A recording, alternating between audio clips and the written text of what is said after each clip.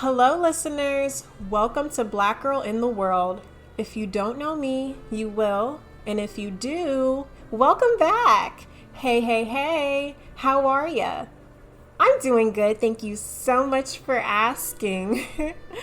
Okay, so I want to talk about trying not to come off too strong when dating. I think that it honestly gets confusing because you don't want to come off as too nonchalant either. That goes for anybody. Like, it's one thing to be that laid back and going with the flow kind of person, but to show little to no interest? Whoa, let's change that in 2023. I have been in situations with guys where they didn't really give their all when talking to me. And when I mean their all, I mean showing interest, like wanting to talk on the phone, wanting to go out, watching movies and TV shows, trying to get to know each other, trying to eat things together. I don't know, just like expressing your feelings towards me in various ways. So what did I do in these moments? I told myself that I was going to pick up the slack and work twice as much in the process so that it all works out. Then it becomes you ignoring the signs, and this person could be doing too much and does not have the heart to tell you that they are not interested and thinks that the connection will just phase out. You probably think all they need is a little push. No push. No push at all. Let's not push. I want you to know that this is not healthy in the long run. You are exerting so much of your energy on someone who does not invest as much as you have. So for the people in your life who match your energy, could be family, friends, or potential partners, you get exhausted quickly, frustrated easily, embarrassed publicly or privately, however the situation was shown. To understand, if you are doing more of everything really, you are not getting enough from that person. So it can look like you are coming off too strong in relationships. Full circle moment, y'all. Now let's share some tips that I've discovered on the internet to help us not come off too strong and just go with the flow and live our best life. First one is to not be as available. Yes, you may have that free time, but slide something in that slot for them to know that you are not available this time, but present another time. Doesn't make you inconsistent, but it shows that you have your own life, and you do. Yes, you do. Imagine this though. You are always with that person. When they want to suddenly show their interest in you, they might call or try to plan an available date for them. And you want to see them so bad, so any position they have you in, you want to be. So yes, you are free the whole week and will be willing to change plans around and overschedule yourself just to see that person. When your connection with them no longer exists, it changes your schedule so much because you try to be with that person all the time. Now you have these gaps and a lot more free time because you were consumed.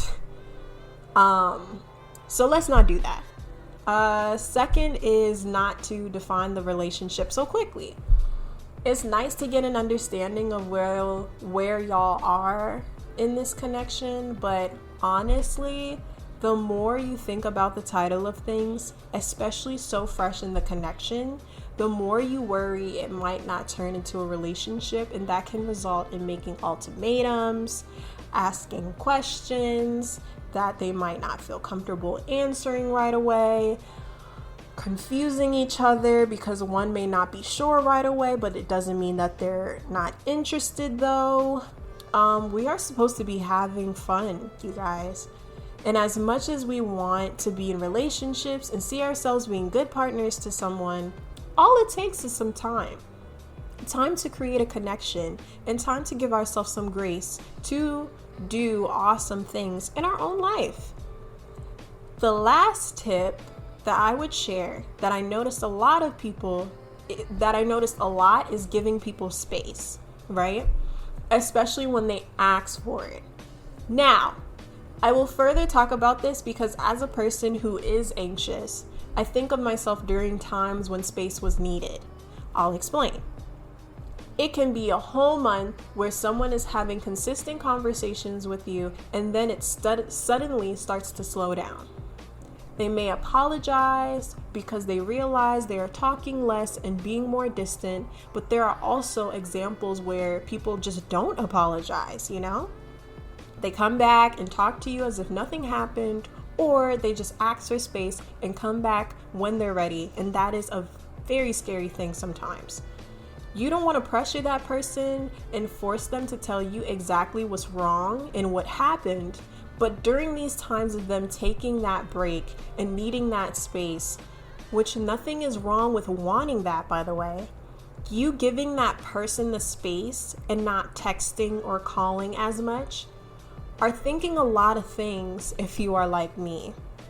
A lot of those things can look like, what did I do wrong? Are they gonna just stop talking to me by saying they need space to make it easier on them? Who is taking up their time while they're not speaking to me? Lately, and yes, I am not embarrassed to say lately, have reminded myself that I am not the only person in the world. Not everything is about me. There are so many other things people are dealing with, and I am not the only person people are dealing with. So I have to trust that the person who needs the space will respect me enough to talk to me if we need to resolve anything, or share with me that our conversations no longer serve them if that's the case. But needing their space usually is not about me. And I have to respect the way they do things, and if I can't see myself with someone who does that, I have to move along and let them know.